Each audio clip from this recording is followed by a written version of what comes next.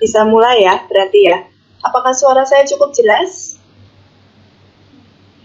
Baik, terima kasih. Selamat sore untuk Bu Ina, Pak Probo, dan juga peserta sekalian. Ada Bapak Ibu dosen, ada para mahasiswa, baik itu dari FTP maupun fakultas lain. Ada juga peserta dari luar Unika mungkin. Selamat datang di webinar seri yang ke-6. Jadi sudah nggak terasa, sudah yang ke-6 ya. Dan menarik sekali, terima kasih Bu Ina untuk paparannya. Jadi saya pun juga jadi kayak apa ya, dimantapkan lagi, memang situasi sekarang ini sudah berubah. Pandemi COVID-19 ini bukan hanya mengubah entah itu sistem kesehatan, tapi termasuk juga cara makan gitu ya. Dan materi yang akan saya berikan ini memang berkaitan, meskipun tidak semua, dengan yang disampaikan oleh Bu Ina. Dan mindful eating ini sebetulnya bukan hanya muncul karena ada pandemi COVID-19. Jadi mindful eating ini sudah relatif, paling tidak 1 dekade inilah, itu sudah banyak diteliti, banyak dipromosikan. Dan pemaparan atau bincang-bincang kali ini dari saya ingin memberikan tips-tips atau pandangan kepada para peserta mengenai apa sih mindful eating itu, dan kalau memang itu berguna, cara memulainya seperti apa. Jadi karena zaman modern, karena kita banyak menggunakan teknologi, hidup kita saat ini tuh istilahnya apa ya, fast pace, jadi cepat sekali. Baik itu sebagai mahasiswa, kalau mau mengerjakan sesuatu, mau dapat informasi, itu cepat banget dapatnya. Untuk para pekerja, termasuk di sini banyak yang dosen ya, mungkin bisa merasakan 1 dekade yang lalu dengan sekarang situasinya sudah sangat berbeda. Itu karena memang situasi dunia saat ini tuh ingin sesuatu yang cepat, dan itu juga didukung dengan bantuan teknologi. Bukan hanya masalah cepatnya ritme kehidupan dan pekerjaan, tapi juga teknologi ini membuat manusia memiliki sangat banyak pilihan makanan, itu abundance of food choice. Dan kedua hal ini bisa cukup membuat kita apa ya, overwhelmed, kayak kebingungan. Semakin banyak pilihan tuh malah makin bingung, saya harus makan apa, yang sehat itu apa. Dan kalau bisa kita lihat di sebelah kiri ini, untuk tren status gizi sendiri dilihat dari indeks massa tubuh atau body mass index sejak tahun 1975 sampai sekitar 2010-an itu meningkat. Jadi trennya, kurvanya naik. Dan memang itu disebabkan juga dengan pilihan makanan yang banyak, dengan ritme kehidupan yang cepat. Itu menyebabkan pertama peningkatan stres, kedua perubahan perilaku makan. Nah, disinilah mulai banyak pertanyaan dari masyarakat awam, karena mereka sudah merasa, wah ini kayaknya berat badan saya bertambah nih. Karena trennya kan memang lebih banyak yang mengalami overweight daripada underweight atau lebih kurus. Sehingga diskusi maupun pertanyaan mengenai weight loss atau penurunan berat badan itu sangat menarik gitu ya untuk dibicarakan. Banyak orang bertanya, caranya bagaimana nih saya mau menurunkan berat badan. Nah, kalau misalnya yang ditanya adalah ahli kesehatan, ahli gizi, biasanya jawabannya simpel ya, yang umum, ya harus dilihat keseimbangan energinya.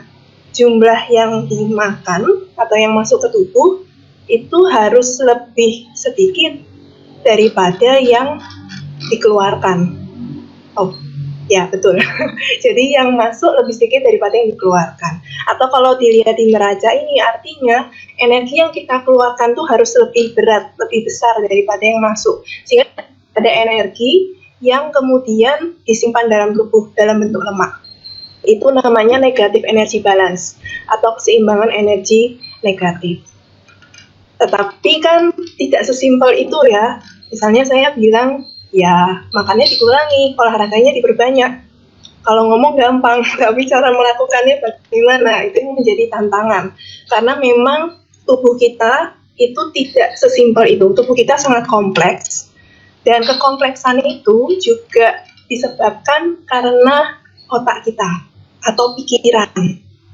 Jadi untuk penelitian mengenai mind sendiri atau otak sendiri itu juga sangat banyak dan menarik dalam paling tidak 1 dekade terakhir.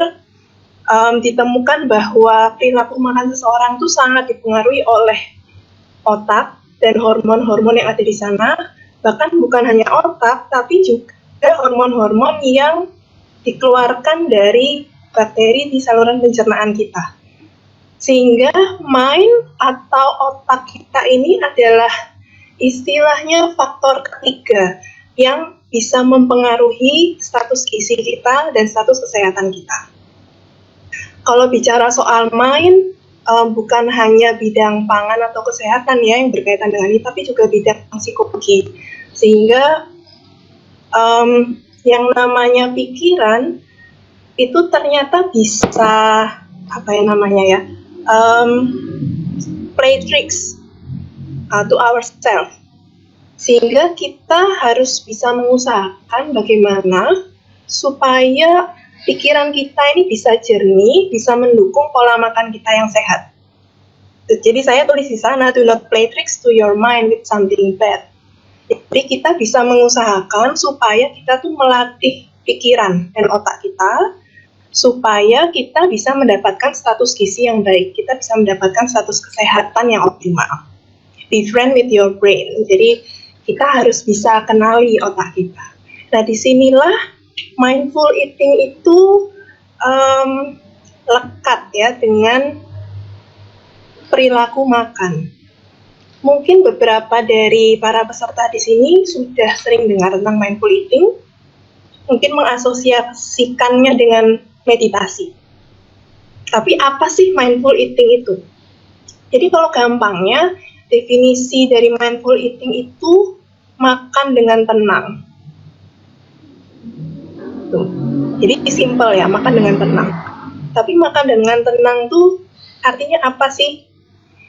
Kita bisa lihat dari 3 elemen yang membantu kita supaya bisa makan dengan tenang. Pertama, kita sadar apa yang kita makan. Be aware of what you eat. Kedua, jangan menghakimi makanan tertentu. Do not be judgmental. Ketiga, recognize your body signal. Jadi kenalilah sinyal-sinyal yang ada di tubuh kita.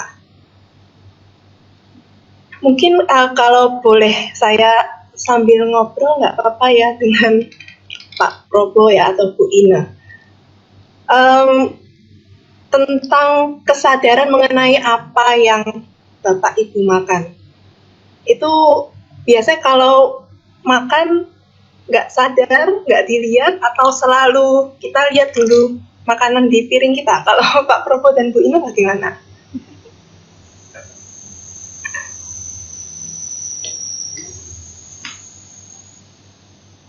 Ya, sama jawabannya. Oh iya, saya kok nggak bisa dengar suara Pak Probo ya? Atau saya saja yang nggak bisa dengar? Gimana kalau Bu Ina? Ya tergantung sebenarnya, kalau terutama kalau habis masak sendiri begitu ya, biasanya aware dengan apa yang dimakan. Tetapi kalau pas masa-masa sibuk, banyak deadline ya, makan itu sambil menghadap komputer juga ya, mau nggak mau tetap harus diakui kadang masih terjadi. Iya, Kira-kira betul. Oke, makasih Bu Ina. Saya rasa juga mungkin peserta di sini juga waktu saya tanya, apakah kalian tahu apa yang kalian makan? Mungkin beberapa bilang, ya pasti tahu lah Bu, gitu ya. Tapi kadang memang kita nggak sadar loh apa yang kita makan. Bahkan saya sendiri pun juga sering mengalami, saya merasa tahu apa yang saya makan, tapi ternyata nggak juga. Kenapa? Karena misalnya, pekerjaan banyak, ya, makan siang nih terutama. Ingin segera menyelesaikannya, tapi lapar. habis itu nanti selesaikan dulu, balas email dulu gitu. Atau waduh nggak sempat masalah di pagi, nggak bawa bekal, beli dulu gitu, jadi masih harus nunggu. Atau tanggung, masih harus balas atau selesaikan kerjaan ini dulu, nanti masih bisa. Itu adalah salah satu contoh. Mungkin bukan saya tidak sadar dengan apa yang saya makan, tapi saya mengabaikan sinyal bahwa saya perlu makan. Atau contoh lain, karena saya sibuk, akhirnya ya sudah, makanan itu sambil saya kerja. Mungkin para mahasiswa juga pernah kayak gitu, wah tugasnya, deadline-nya beberapa jam lagi gitu, makannya sambil kerja tugas. Akhirnya kan fokus kita itu lebih ke pekerjaan. Makan itu asal pokoknya makanan masuk ke dalam mulut, ditelan, ya beres. Nah itu maksudnya dengan kita tidak sadar dengan apa yang kita makan. Contoh lainnya lagi nih, di sini ya sekarang nggak bisa ke bioskop ya. Siapa yang suka ke bioskop sambil makan popcorn atau makan yang lain? Itu adalah salah satu perilaku makan di mana kita tidak fokus atau menyadari apa yang kita makan. Jadi itu contoh-contoh di mana kita tidak menerapkan menyadari apa yang kita makan, aware of what you eat. Ya. Kemudian yang berikutnya tadi poin kedua adalah jangan menghakimi bahan makanan tertentu. Di Indonesia terutama yang sering saya dengar sekitar kita maupun di artikel-artikel gitu, nasi itu nasi putih terutama sering banget kami hitamkan, ya, disalah-salahin penyebab diabetes, penyebab kegemukan. Padahal belum tentu loh, nasi putih itu adalah bahan pangan yang baik, dia mengandung karbohidrat, dia mengandung serat. Tapi mungkin ada yang salah dengan kombinasi makanannya atau porsinya. Di Indonesia, ini saya lumayan sering sih ya, mahasiswa mendengar saya bilang pedoman gizi seimbang. Di kelas ilmu gizi juga begitu. Tapi memang itu adalah panduan dari pemerintah Indonesia untuk makan sehat. Tuh, kata kuncinya ada 3 sih. Kalau kita mau makan dengan sehat, balance atau keseimbangan, kedua, moderate atau cukup, ketiga, variatif atau bervariasi. Sehingga nasi tidak jelek, tidak jahat kalau kita kombinasikan dengan misalnya sayur untuk pecel, dengan kuah kacangnya, dimakan dengan tempe goreng, lalu mungkin dengan telur dadar. Itu adalah contoh satu piring makanan yang seimbang. Lalu kan tergantung moderatnya juga jumlahnya. Kalau anjuran secara global di dunia dalam satu piring, kalau bisa makanan pokok itu 1/4 piring tersebut. Jadi kalau dalam satu piring tubuh itu kan juga berpengaruh banyak atau sedikitnya orang makin banyak aktivitas, makin tubuhnya kan menjadi kambing hitam gitu, jadi sesuatu yang salah. Dan variatif ini juga yang mungkin agak sulit karena kadang orang pinginnya cepat, nggak ada waktu, pilihnya juga yang murah, akhirnya isi makanan di piringnya misalnya cuma nasi sama ayam goreng, tapi nggak ada bahan-bahan lainnya gitu. Jadi maksud dari do not be judgmental di sini adalah kita jangan langsung menyalahkan satu bahan makanan tanpa melihat dulu konteksnya atau teman-temannya dalam satu piring itu. Karena prinsip makanan yang sehat itu adalah pedoman gizi seimbang dengan 3 kata kunci: balance, moderate, variatif. Berikutnya untuk elemen ketiga, kenali sinyal-sinyal yang ada di tubuh kita. Saya mau tanya lagi ke Pak Probo dan Bu Ino, karena di sini yang bisa ngomong Bapak Ibu berdua. Bapak dan Pak Probo dan Bu Ino, kalau misalnya lapar, itu ciri-cirinya gimana? Taunya kalau lapar? Mulai Ya. Halo Pak Probo. Ya sama-sama. Mungkin sinyalnya kurang baik. Oke, mulai emosi ya, Bu. Baik, kalau saya itu kalau sudah tidak bisa konsentrasi kalau kerja ya. Lalu ini perut kruyuk-kruyuk. Ada ayam, ada cacing gerak-gerak di perut. Itu atau mungkin juga pusing. Ya, jadi sebetulnya ya yang menciptakan kita nih hebat ya, yang menciptakan makhluk hidup ini kita tuh memang punya sinyal-sinyal di tubuh kita supaya kita tahu kapan waktunya makan. Selain itu juga ada sinyal-sinyal di tubuh di mana kita bisa tahu kapan kita merasa kenyang. Jadi di tubuh kita ini ada beberapa hormon. Hormon yang meregulasi appetite atau selera makan dan juga rasa kenyang itu ada dua, ada yang namanya leptin, ada yang namanya grelin. Grelin ini keluar untuk mengirimkan sinyal bahwa tubuh kita lapar. Makanya ada dorongan untuk setelah makan kan ada zat gizi yang diserap. Itu nanti akan mengirimkan sinyal ke tubuh supaya mengeluarkan hormon leptin namanya. Hormon ini juga akan mengeluarkan sinyal terutama ke otak kita. Jadi leptin bilang, otak beritahu tubuh supaya berhenti makan karena sudah kenyang, sudah berhenti. Tidak kita sadari karena aktivitas yang begitu padat, karena kita sering mengabaikan rasa lapar dan kenyang ini, akhirnya kita tidak tahu lagi kapan lapar, kapan kenyang. Dan bisa jadi ini juga berpengaruh ke fenomena saat ini makin banyak orang yang sakit MAH. Selain sakit MAH atau gastritis itu juga disebabkan karena stres ya. Tapi karena terlambat makan ini loh, karena tubuh kita sudah kirim sinyal tapi kita abaikan, lalu karena terbiasa mengabaikan, akhirnya kita tidak tahu lagi kapan lapar dan kapan kenyang. Nah, elemen untuk bisa membaca sinyal-sinyal tubuh ini adalah elemen dalam mindful eating. Jadi kalau kita mau menerapkan mindful eating, maka kita harus latih bahwa kita makan sebelum kita lapar banget, lapar sekali, dan kita berhenti makan sebelum kenyang sekali. Baik,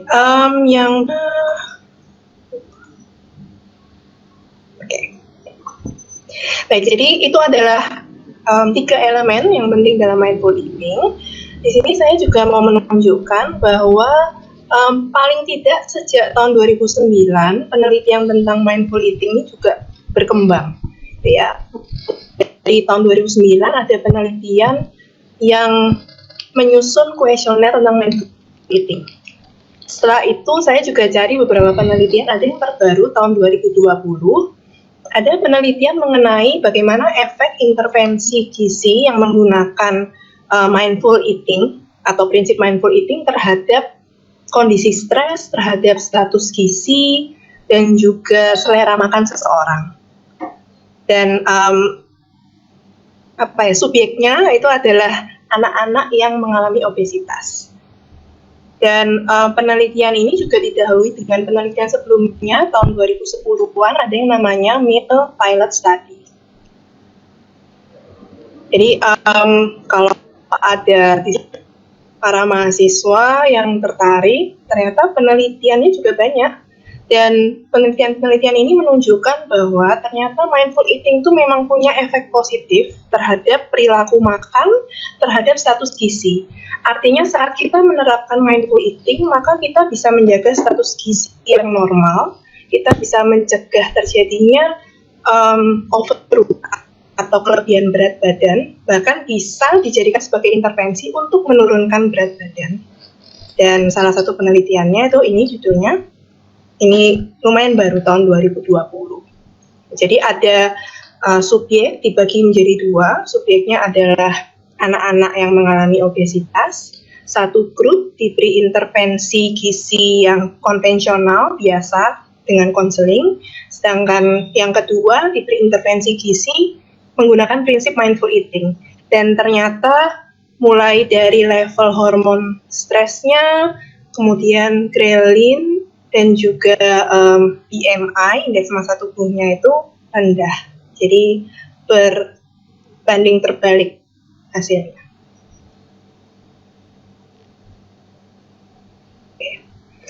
Baik, mungkin pertanyaan selanjutnya adalah, kita sudah tahu 3 elemen mindful eating. Lalu cara memulainya bagaimana? Saya tampilkan di sini poin-poin langkah-langkahnya untuk mengawali seperti apa. Pertama, makanlah dengan perlahan.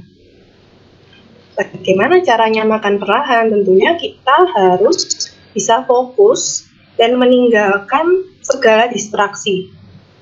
Dan percayalah ini tidak gampang, karena saya sendiri juga masih berlatih untuk melakukan itu ya. Jadi kita harus ingat bahwa ayo pelan-pelan makan. Nah, cara lain yang bisa membantu supaya kita bisa makan dengan lebih lambat, itu ada orang lain yang bersama dengan kita. Nggak harus orang itu makan dengan kita sih, tapi biasanya kalau ada orang lain bersama kita saat kita makan, maka kita cenderung akan lebih lama untuk makan. Kemudian yang kedua, chew thoroughly. Kalau mengunyah itu juga pelan. Dan percayalah juga ini tidak gampang, karena saya mencoba untuk katanya kunyahlah sampai 10 kali, 15 kali. Biasanya 3 kali aja sudah belek. Jadi ini memang lumayan sulit, tapi bisa kita latih karena ini berkaitan juga dengan makan dengan lebih lama.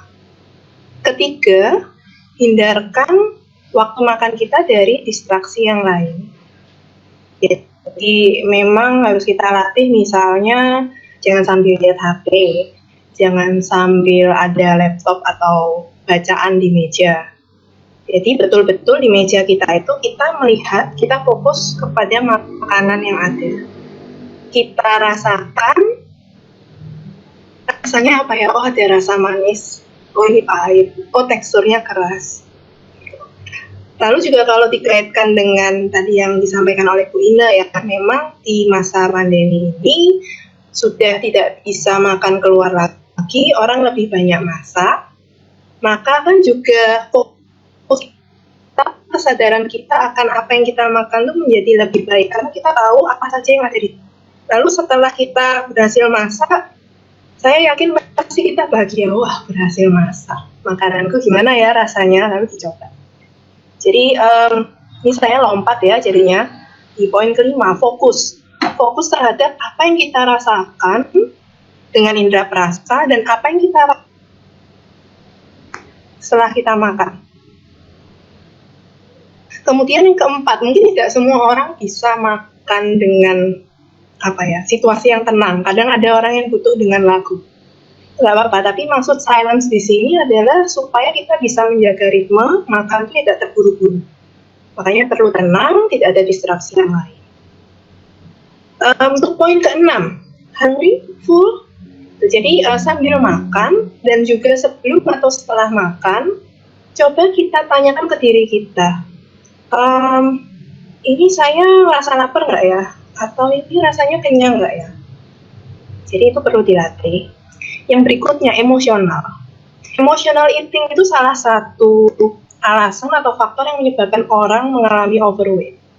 Artinya gini, saat kita sedih, maka kompensasinya dengan cara makan. Saat kita marah, makan. Itu juga dapat menyebabkan status gizi atau status kesehatan yang kurang baik.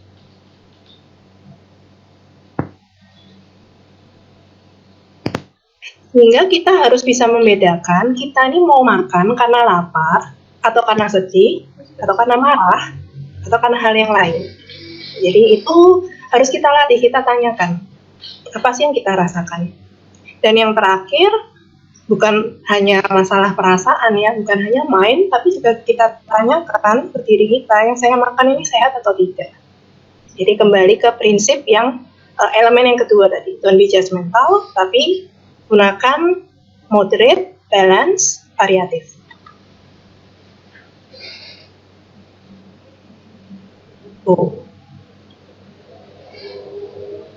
Bisa saya dijadikan presenter lagi, maaf ini kurang satu slide. Jadi untuk yang terakhir penutup adalah yang sudah saya sampaikan tadi itu adalah dasarnya, gampang untuk diucapkan tapi memang relatif sulit untuk dilakukan. Tapi paling tidak jangan putus asa dulu, karena yang penting kita sudah sadar dulu, kita punya awareness mengenai apa itu mindful eating, apa fungsi atau efek positifnya terhadap kesehatan kita. Karena dengan aware atau sadar, maka kita akan bisa membuat pilihan-pilihan yang lebih cerdas untuk makan. Dan mungkin satu catatan lagi, semakin mudah kita melatih mindful eating, efeknya akan lebih baik karena memang anak-anak biasanya belajar dengan lebih cepat. Bukan berarti kalau usia sudah misalnya 30 tahun ke atas lalu hopeless, sudah nggak bisa. Tentu tidak. Karena yang penting aware dulu, lalu kita bisa membuat pilihan. Gitu saja dari saya, terima kasih.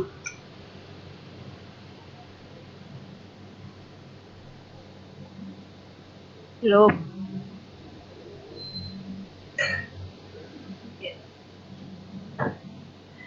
Kalau dilepas headsetnya bisa nggak ya Pak? Mungkin headsetnya.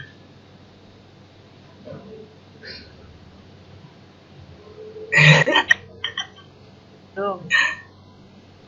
Atau ini langsung saya ini aja ya. Langsung aja ya. Baik. Baik, ada beberapa hal yang sudah disampaikan dari beberapa pertanyaan atas.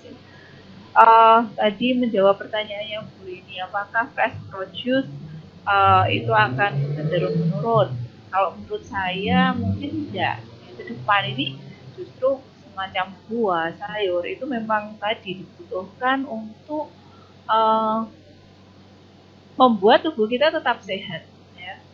Bahwa ada entah itu sebagai sumber vitamin, sumber mineral, sumber serat, ya intinya karena orang saat ini sangat aware dengan makanan yang diasup, maka pilihan-pilihan produk yang bisa membantu untuk membuat tubuh kita sehat, termasuk buah dan sayur segar, ini juga kemudian menjadi lebih mungkin akan tetap dikonsumsi. Sedangkan daging, ya ini trennya nggak tahu, ada di beberapa tempat meningkat, tetapi di beberapa tempat yang lain turun. Karena tadi tergantung dari fobia yang dialami oleh masyarakat akan kasus COVID-19 ini. Kemudian saya membaca dari Pak Budi tadi, apakah paparan mengenai mindful eating itu bias gender. Nah, oke, akhirnya saya share. Agak waktu. Ya, sorry Pak, ini nggak bisa saya dulu ya Pak ya. Ya, baik. Bias gender kemungkinan mau nggak mau harus diakui bahwa saat ini orang kalau bicara masalah food, mind, and body dikaitkan dengan beauty dan dikaitkan dengan wanita. Tetapi sebenarnya apa yang saya paparkan tadi bahwa memasak di rumah ini bisa dilakukan baik oleh pria dan wanita, karena yang punya problem dengan body mass index atau obesitas di sini juga keduanya, pria dan wanita. Saya dibesarkan di keluarga di mana para lelakinya, ya beberapa di antara mereka justru lebih ahli di dapur dibandingkan dengan para wanitanya. Sejak kecil saya terpapar dengan itu, sehingga bagi saya sebenarnya pekerjaan memasak itu bisa dilakukan baik oleh bapak rumah tangga ataupun ibu rumah tangga. Cuma kebanyakan kasus kemudian ketika banyak wanita yang lebih di rumah, ya kemudian yang di-endorse untuk membeli mengiklankan tadi ya produk cooking utensils atau kitchenware misalnya, kenapa lebih wanita ya mungkin image feminin ini memang belum bisa lepas dari itu. Tapi bahwa kewajiban atau kegiatan memasak di rumah sendiri dan melakukan proses konsumsi yang mindful ini bisa dilakukan oleh. Kemudian boleh ditanggapi? Boleh Pak. Boleh. Jadi menurut saya begini, menurut saya bukan spesifik pada Bu Inneke, tetapi harus dipahami mindful eating ini berangkat dari latar budaya Barat ya, di mana pria dan wanita lajang itu sama-sama masak. Jadi saya ingin memperkenalkan mindful eating ini dengan mindful juga. Gitu. So you have to introduce it mindfully ya. Ketika memperkenalkan ini itu tidak sebagai sesuatu yang tiba-tiba kita tanamkan, kita cangkokkan di Indonesia. Saya agak ragu seberapa banyak sih laki-laki muda lajang yang masak. Itu aja. Terima kasih. Ya, baik, terima kasih tanggapannya Pak. Ini saya lanjut dulu dengan pertanyaan dari Johansen tadi ya. Bagaimana kalau misalnya mengubah kesukaan akan gorengan ya. Memang di Indonesia ini kalau makan tanpa gorengan memang kurang sip gitu ya. Nah, kalau saya sih kalau tidak bisa saya hindari, caranya yang saya rubah. Ini berdasarkan pengalaman pribadi ya tentu saja.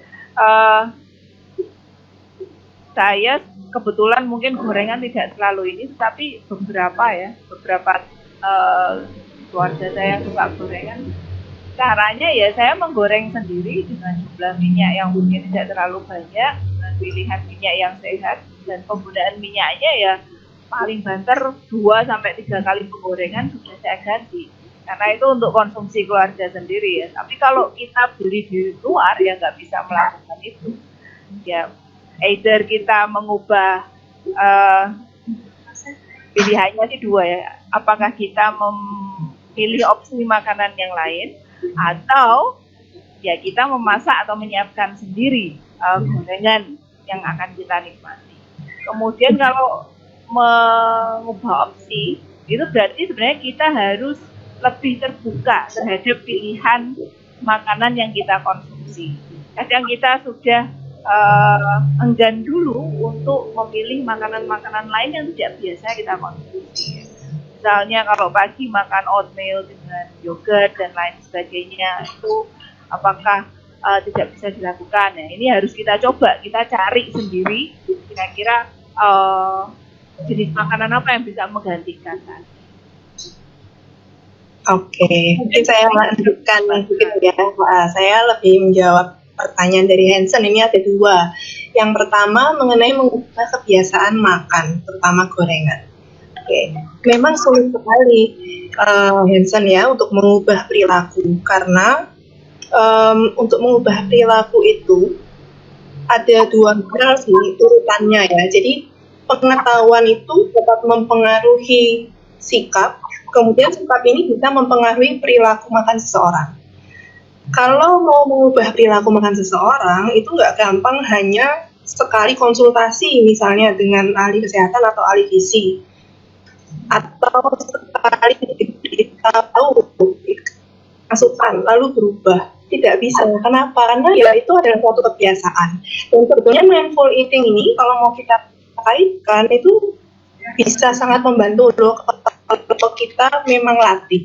Karena dengan mindful eating ini kan berarti kita berusaha untuk sadar dengan apa yang kita makan. Kita tidak menghakimi suatu makanan. Kita tidak menghakimi makanan gorengan itu. Tapi kita pikirkan lagi, gorengan ini harusnya dimakan dengan cara gimana, diolah dengan cara apa. Jadi dengan pengetahuan, kita bisa memutuskan sendiri makanan yang sehat itu seperti apa. Gitu.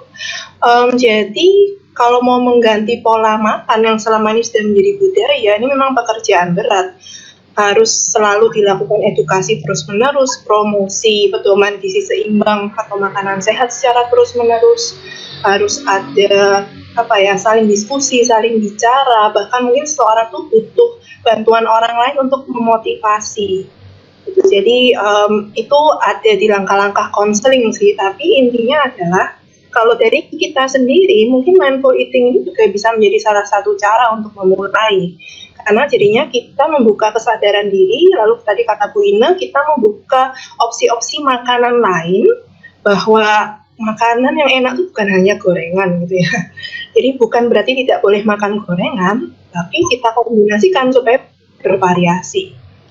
Setelah itu pertanyaan kedua dari Hansen tentang aktivitas. Oke, ini kan tentang kalau misalnya kita menurunkan berat badan, memang ada dua. Kita harus ubah jumlah yang kita makan, kita harus ubah jumlah energi yang kita keluarkan dengan aktivitas. Sehingga jawaban saya adalah kita tidak bisa hanya sekedar mengurangi asupan makan saja, tapi lalu malas-malesan tidak bergerak. Gitu. Itu sih yang ingin sekali saya bagikan. Jadi kita tuh harus termotivasi bahwa olahraga atau bergerak itu efeknya sangat banyak, bukan hanya sekedar dapat meningkatkan jumlah kalori yang dikeluarkan, bukan sekedar bisa menurunkan berat badan, tapi juga bisa mengurangi stres. Jadi untuk kesehatan jiwa kita juga.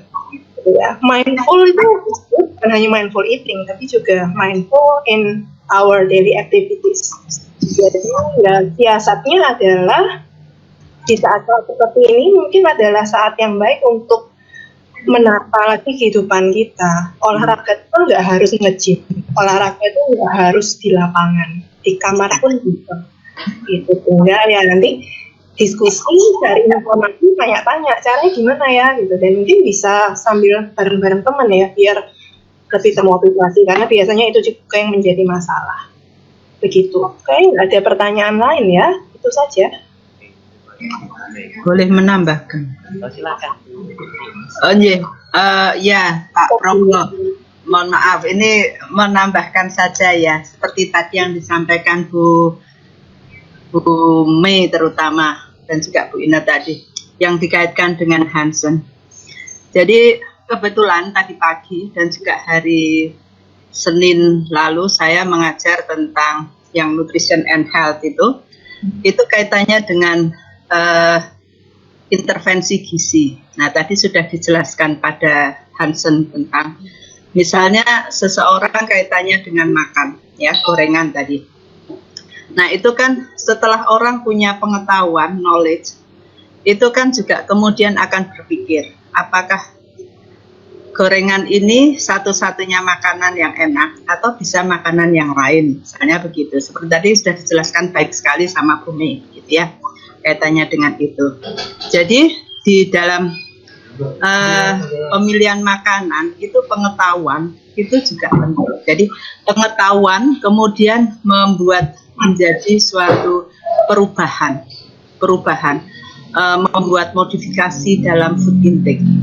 Kemudian juga akan menjadi nanti akan seperti tadi yang terakhir Bumi katakan kaitannya olahraga, itu juga membuat modifikasi atau mengubah lifestyle gitu ya, bahwa untuk sehat itu tidak hanya dengan makanan yang sehat saja, makanan yang bergizi dan juga sehat, tetapi olahraga itu juga penting untuk membuat orang menjadi sehat. Karena dengan olahraga, mungkin di materi sesi-sesi sebelumnya itu kan juga sudah disampaikan, akan membuat tubuh ini mengeluarkan hormon-hormon yang memberikan kebahagiaan. Salah satunya misalnya ada endorfin, ada serotonin, ada dan sebagainya, seperti itu kan membuat orang menjadi bahagia. Jadi kemudian menjadi sehat. Kemudian yang terakhir tadi yang dikatakan Hansen, kalau terjadi defisit kalori atau keseimbangan gizi, keseimbangan kalori itu negatif, apakah itu kemudian bagaimana dengan terkait sistem imun? Nah, sekarang kita lihat BMI, Body Mass Index. Kalau Anda sudah dalam BMI yang kebetulan overweight atau obese, nah, kan mestinya memang disarankan untuk BMI ke arah normal. Jadi berarti keseimbangan kalori itu negatif. Nah, namun Anda bisa memilih dengan makanan-makanan yang misalnya antioksidannya tinggi, seratnya tinggi. Jadi misalnya sayur, buah, makan daging juga tetap boleh, tetapi juga diimbangi dengan misalnya sayur dan buah. Itu kaitannya dengan metabolisasi di dalam tubuh. Jadi karena di dalam sayur dan buah itu ada serat, ada antioksidan, itu yang sangat penting untuk kaitannya dengan mempertahankan sistem imun. Jadi sistem imun itu tidak semata-mata sama dengan kalori yang berlebih, itu tidak. Tapi sistem imun itu juga terkait dengan pemilihan makanan yang benar. yang tepat, yang mensupport untuk menangkal radikal bebas. Kamu sudah bagus sekali, pertanyaanmu baik itu, bahwa Anda mengkaitkan dengan radikal bebas dan sebagainya, tetapi harus pilihan makanannya pun juga yang kaya antioksidan, kaya akan serat begitu. Jih, mohon maaf Pak Ko, ini hanya nambahin sedikit saja. Ya, terima kasih. Ya, ya Jih. Layar public chat kami ini sedikit typing tapi belum muncul, atau mungkin lebih baik disampaikan saja Pak.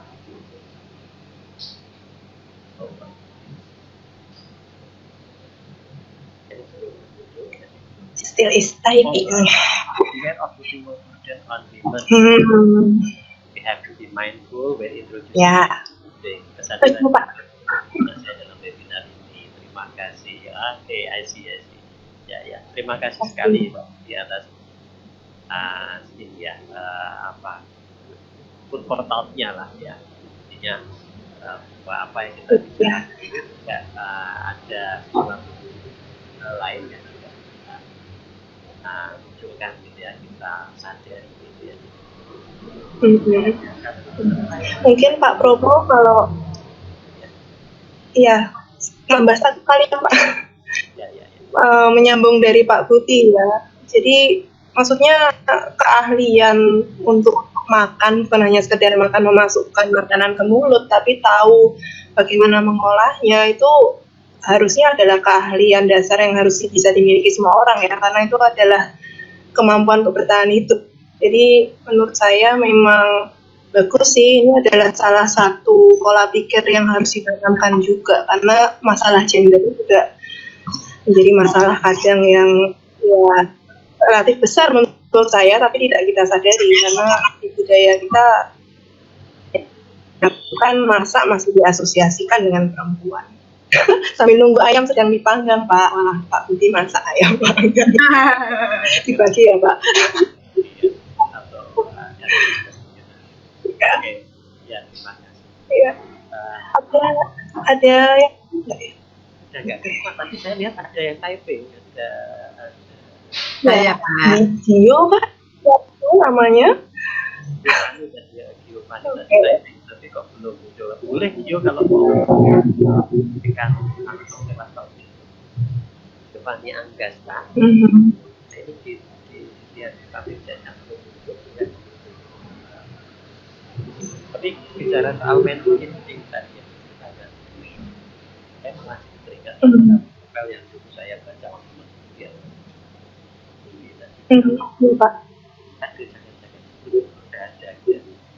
Novel itu di James Redfield ya, manuskrip Celestine gitu. Pada satu mungkin karena kebiasaan monks ya, para biarawan, para lahir ya, makan bersama, dan makan bersamanya itu silensium, diam. Iya. Memang mensyukuri, menikmati apa yang dimakan dia, jadi bahkan tidak ada suka apapun gitu ya. Dan ternyata saya pikir mungkin memang itu menjadi kita juga di saat itu tidak memperlambat gerakan. Mas, susu situ. Budi mungkin bisa di off dulu Budi. Atau mungkin Bulia bisa memilih. Bagaimana? Bisa di off dulu, suaranya masuk nanti. Oh ya, sudah. Mengganggu. Ya Pak. Oke, jadi menurut saya memang sangat menarik itu pesan-pesan seperti ini. Lagi kita menjadikan apa ya, jadi tantangannya multiple ya. Oke, pandemi COVID ini menjadi sebuah bukan pemicu ya, tapi katalis ya, saya bilang. Itu gitu juga teman-teman. Kita semakin cepat sesuatu sehingga kita lupa nggak usah bahwa what we eat ya tadi awareness sangat apa dan awareness tentang cara bagaimana kita mungkin tadi ke arah preparasinya, kemudian ada ada juga rekomendasi dari indikator ekonomi minimal recommended. Tadi Yohani nggak jadi tulis ya. Nah ini ada Evangeline juga. Kila Evangeline Ivon bisa langsung saja menyampaikan. Mungkin nggak bisa ya Pak. Oh kan, nggak bisa ya. Nggak bisa. Peserta tidak bisa. Oh, oke.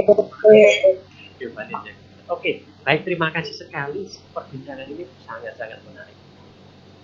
Menurut saya dan menurut Pak Suman dan juga menarik tetapi kita ini juga saat kita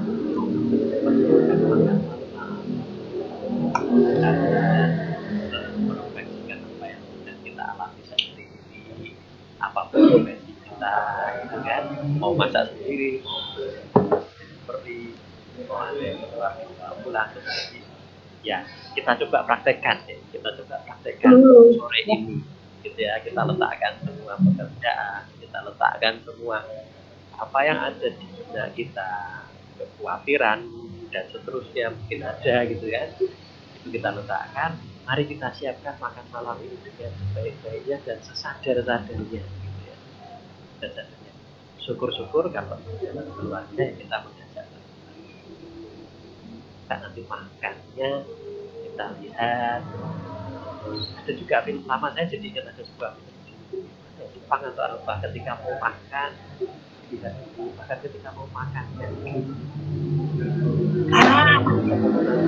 Ya, tak turun. Itu ada juga sangat luar biasa. Pak Prabowo, ada satu sih saya jadi ingat, mungkin juga habis ini kan jam makan ya.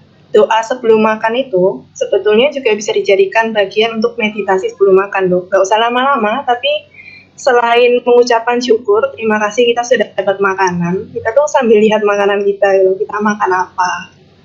Bahkan mungkin kalau ada yang mau, saya biasanya terima kasih ya sapi, terima kasih ya ayam, sayur. Jadi artinya ya, itu adalah waktu dimana kita untuk diam, sadar dulu bahwa kita akan makan, itu, dan ya mengucapkan rasa terima kasih gitu. Ya. Terima kasih sekali. Baik, demikian tadi perbincangan kita yang sangat baik. Di tengah-tengah terjadi ada beberapa kendala teknis, terutama dari kami, saya dan kita. Mohon maaf terjadinya mungkin ya benar kali ini istimewa juga ya, moderator atau bicara satu layar gitu ya, kalau teman tidak mungkin gitu kan. Tapi saya sangat